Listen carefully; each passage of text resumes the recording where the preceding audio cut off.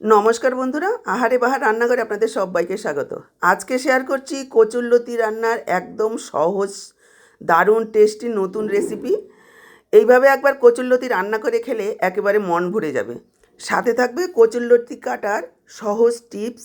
কচুরলতি অনেকেই খেতে ভালোবাসেন, কিন্তু কাটার ভয়তে অনেকেই খেতে চান না। আজকের এই ভিডিওতে জেনে যাবেন যে কিভাবে কচুরলতি কাটলে খুব সহজেই মাত্র 5 মিনিটে 1 কেজি কচুরলতি কেটে নিতে পারবেন।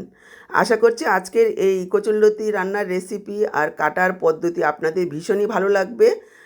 ভিডিওটা প্রথম থেকে শেষ পর্যন্ত দেখুন। যদি ভালো লাগে অবশ্যই একটা লাইক করে ভিডিওটাকে শেয়ার করে দেবেন, যাতে এই ইনফরমেটিভ ভিডিওটা সবার কাছে পৌঁছে যেতে পারে। একটা হাইপ করে দেবেন। আপনার একটা হাইপ এই ভিডিওটাকে আরও 10 গুণ লোকের কাছে পৌঁছতে সাহায্য করবে। কচুরলতি রেসিপিটা করার জন্য দেখুন আমি এখানে 500 গ্রাম কচুরলতি নিয়েছি। আপনারা আপনাদের প্রয়োজন বুঝে কম বেশি করে নেবেন। কচুরলতিগুলোকে প্রথমে আমরা এইভাবে একটু টুকরো করে কেটে নেব। খুব বেশি বড় নয়, আবার খুব ছোটও নয়। দেখুন আমি কচুরলতিগুলোকে টুকরো করে কেটে নিয়েছি। দেখলেই বুঝতে পারবেন যে কতটা লম্বা করে আমি কচুরলতিগুলোকে কেটেছি। এবার কচুরলতিগুলোকে খুব ভালোভাবে ধুয়ে নেব। কচুরলতিগুলোকে খুব ভালোভাবে ধুয়ে নিয়েছি।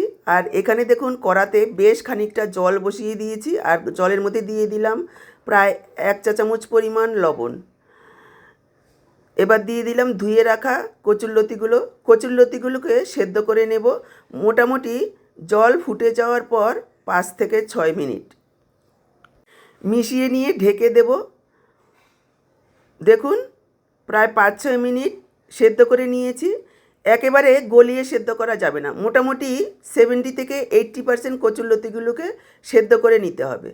যদিও এখন দেখে মনে হচ্ছে খুব বেশি সেদ্ধ হয়ে গেছে, কিন্তু ভেতরে শক্ত রয়েছে। দেখুন উপরের খোসাটাই শুধু সেদ্ধ হয়েছে।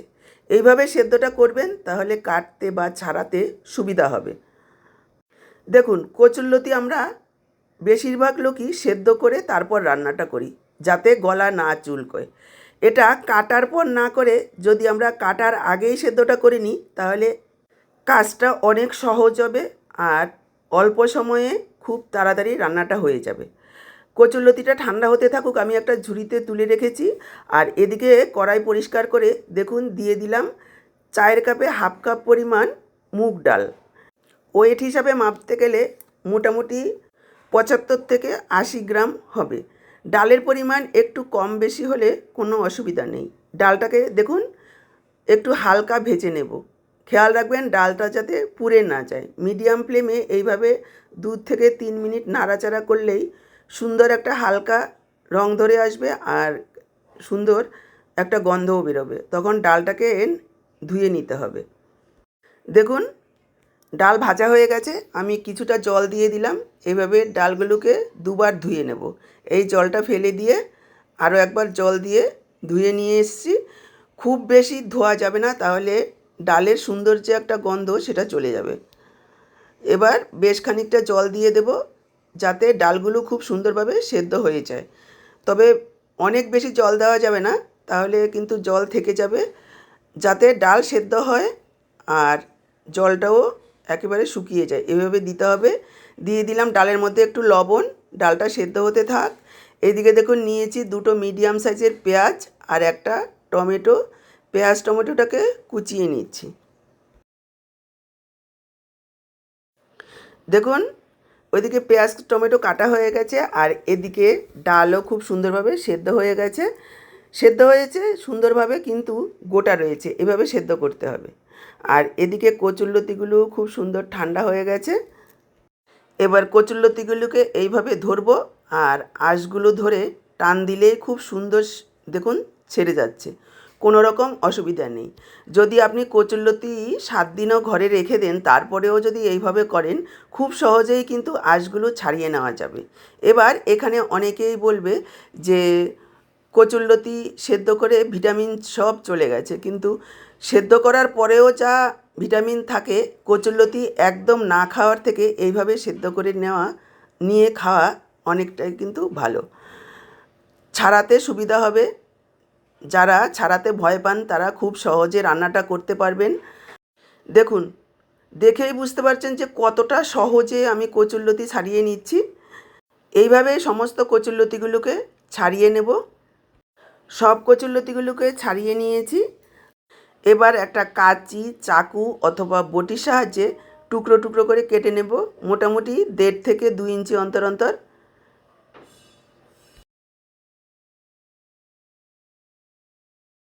কচুরলতিগুলোকে কেটে নিয়েছি। এবার কড়াইটাকে পরিষ্কার করে আবারও গ্যাস জ্বালিয়ে বসিয়ে দিয়েছি। কড়াতে দিয়ে দিলাম সর্ষের তেল। এই রান্নাটা সর্ষের তেলে করার চেষ্টা করবেন, এতে টেস্টটা খুব ভালো আসবে। তেল গরম হয়ে যাওয়ার পর দিয়ে দিলাম 1/2 চা চামচ গোটা জিরা আর 1/2 চা চামচ কালো জিরা, সাথে একটা শুকনো লঙ্কা আর একটা তেজপাতা। লো ফ্লেমে কয়েক সেকেন্ড ভেজে নেব। ফোড়নের সুন্দর গন্ধ বেরিয়ে গেলে দিয়ে দেব কুচনো পেঁয়াজ। পেঁয়াজগুলোকে লাল করে ভেজে নেব। গ্যারান্টি দিয়ে বলতে পারি, এইভাবে স্টেপ বাই স্টেপ ফলো করে যদি আজকে কচুরলতি রান্না করেন, এই এক পদ দিয়েই খাওয়া হয়ে যাবে, আর বেশি কিছু রান্নার প্রয়োজন পড়বে না। আর একবার এইভাবে রান্না করে খেলে বাড়ির লোক বারবার রিকোয়েস্ট করবে এইভাবেই রান্নাটা করতে। পেঁয়াজগুলো ভাজা হতে হতে আমি এইদিকে একটা মশলা রেডি করে নেব। মিক্সচার জারে নিয়ে নিলাম 1 ইঞ্চি পরিমাণ আদা, রসুন, 2টো কাঁচা লঙ্কা, আর দিয়ে দিচ্ছি চিংড়ি মাছের মাথা। আমি 300 গ্রাম চিংড়ি মাছগুলোকে ছাড়িয়ে পরিষ্কার করে নিয়েছি, আর তার থেকে মাথাগুলো এই মশলাটার সাথে দিয়ে দিলাম, একবারে পেস্ট করে নেব। কেননা অনেকেই না চিংড়ি মাছের মাথা খেতে পছন্দ করে না, কিন্তু চিংড়ি মাছের মাথায় এমন একটা জিনিস রয়েছে যার কারণে টেস্ট অনেক গুণ বেড়ে যাবে। এবার মাথাগুলোকে খুব ভালোভাবে কিন্তু প্রথমে পরিষ্কার করে ধুয়ে নিতে হবে, তারপর দিয়ে দিতে হবে মশলার সাথে। মশলাটা করে নিয়েছি, আর এদিকে দেখুন পেঁয়াজটাও লাল করে ভেজে নিয়েছি। এবার দিয়ে দিচ্ছি টমেটো কুচি। এখানে আমি একটা মিডিয়াম সাইজের টমেটো এইভাবে ছোট ছোট করে কুচিয়ে দিয়েছি। চেষ্টা করবেন ছোট করে কেটেই দেওয়ার, তাহলে টমেটোটা খুব সুন্দরভাবে মশলার সাথে ভাজা ভাজা হয়, এতে টেস্টটা খুব ভালো আসে। টমেটোটাকে প্রায় 1.5-2 মিনিট ভেজে নিয়েছি। এবার বেটে রাখা মশলাটা দিয়ে দিলাম। মিক্সচার জার ধুয়ে অল্প জল। এবার এই পুরো মশলাটাকে 2-3 মিনিট কষিয়ে নেব মিডিয়াম ফ্লেমে, এইভাবে নাড়াচাড়া করে। খেয়াল রাখবেন যাতে নিচে লেগে না যায়। দেখুন প্রায় 2-3 মিনিট কষিয়ে নিয়েছি। এবার দিয়ে দেব কিছু গুঁড়ো মশলা। 1/2 চা চামচ পরিমাণ দিয়ে দিলাম জিরের গুঁড়ো, 1/2 চা চামচ দিয়ে দিচ্ছি হলুদ গুঁড়ো, 1 চা চামচ দিচ্ছি লাল লঙ্কার গুঁড়ো। ঝালটা পরিমাণ বুঝে দেবেন। আর দিয়ে দিলাম পরিমাণ মতো লবণ। এবার পুরো মশলাটাকে আরও 4-5 মিনিট সময় নিয়ে মিডিয়াম লো ফ্লেমে কষিয়ে নেব।